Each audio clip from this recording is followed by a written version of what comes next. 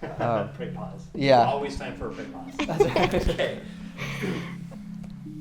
Did things go on? No, you go first. Okay. I'm very open about this because I want other couples to find hope and to know that they're not alone. And especially for women to know that what they're feeling is real pain and that they don't have to struggle alone, because it's very isolating, especially with everyone's views on this. So. Yeah. Candice especially has been so open about it because she's online and she's created an Instagram account about this. And so her doing that has brought us these opportunities that wouldn't be here if she hadn't done that. And so she's been inspiring to me to be willing to be open and do these kind of things. And so for me, I feel also a strong desire to share with others. So it's just kind of a new passion of ours. Mm-hmm. And I'm excited to see where it goes and who we can help. If you're gonna go through this as a couple, to really be open-minded to the other one's experience.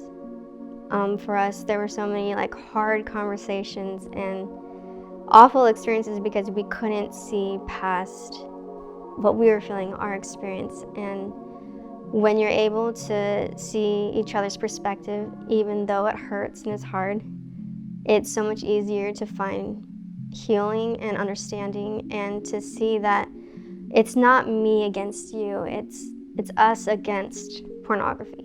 It makes us more of a team. Yeah, I would totally echo that. Just trying your best to understand the other person's perspective and how it's difficult for them too. So learning from our mistakes, if I can go back and share with us, or if you're struggling with this as a couple, I would say to not react in emotion or make any big decisions in emotion, because so many times there's a lot of heavy emotions that come with this, having to tell your partner something or hearing what has happened. And there were so many times where there was nothing good would come out of talking when we're both feeling that way. And I know many things have been said when we have been in that trauma, fight or flight response. And so I would say just take time to, when you talk, take a step back, and you're allowed to feel your feelings, but maybe take a break before continuing talking. And for us, it was really helpful to do a nightly check-in. Because as we did that, I wouldn't have to wait for him to be like, hey, I had a relapse, or he wouldn't have so much anxiety about when to tell me.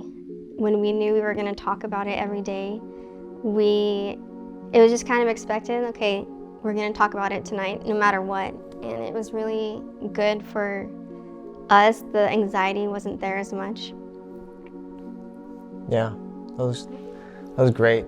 Those things have helped us so much, being open and honest, and just like you said, daily check-in is something that we practice and continue to practice now, that it gives you an opportunity to talk about where you're at emotionally, mentally, sexually, and recovery, and without having to only talk about it when there's a slip up. Because that's what it became, was just we only talk about this when it's bad.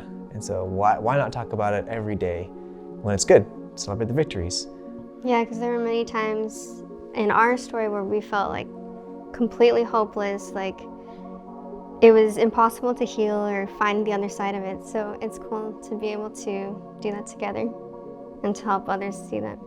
Yeah. I guess for me, the tools and things that we learned through healing has helped me to be a better mother, to understand from my kids' point of view.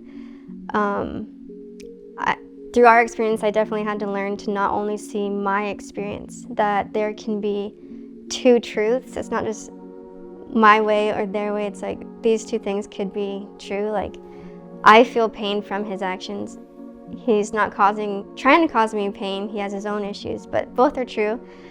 So for me, when I meet people or just being a mom to my kids, I just try to think like, what are they experiencing and how can I show up for them? I mean, it's interesting because we experience the same thing, but we have totally different experiences. And I had to work through a lot of things, and I know that if you didn't choose healing, that I would never have been able to see your true self. And that is the only reason we're still here, is because I could finally see the real you and how you would really treat me and respect me. Yeah, if it wasn't for you, if you weren't, wanting me to recover and wanting to heal, then I wouldn't have chosen this path. My whole life I've wanted to, and I've always not agreed with the practice of pornography, but just your total disdain towards pornography and that practice and me needing to heal is what pushed me to get the help I needed. So You're thank welcome. you. You Seriously. are welcome. Thank you.